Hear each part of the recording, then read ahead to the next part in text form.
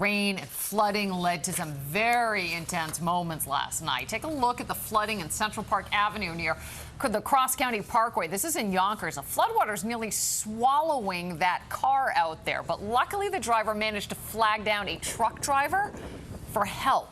Similar scenes playing out in the Bronx. This MTA bus full of passengers drove through the high water, some of that water seeping in under the doors. But with flooding like this, the NYPD is now using drones to help with rescues. This is new video showing how the devices can help spot stranded drivers and alert teams on the ground to their exact location.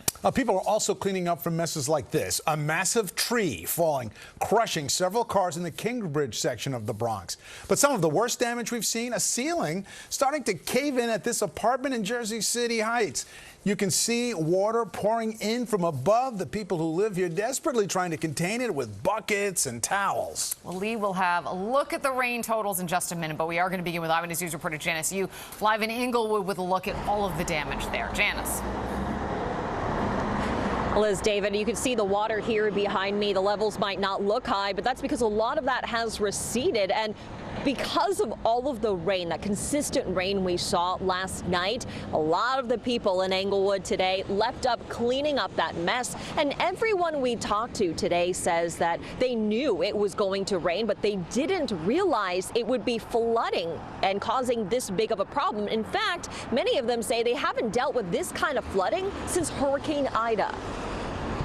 Cleanup is underway at a rectory in Englewood after Tuesday's rain poured into the basement. The water strong enough to rip off a part of a door. I maybe tore off the last 6 inches, but it just ripped it off. Lynn Weber is the minister at the Church of the Atonement, and she says the water levels rose to at least 3 feet in a matter of an hour. It just overflowed, it overpowered all the drains, and it came down into this lower level. And when the water receded, the floor was left caked in mud, and the majority of their belongings were destroyed. We had furniture, all of which we had to throw out, and a computer, and lots of books. My husband and I have lots of books, and being ministers, we have lots of commentaries and history books as well as children's books, and so we've lost just a lot, and we're trying to clear off a few pieces of things that have survived. Meantime, several miles away, these were their cat houses. They were two against here, and the rainwater flooded the backyard at the Start to Animal Shelter on Cedar Lane, and water rushed into the dog kennels. here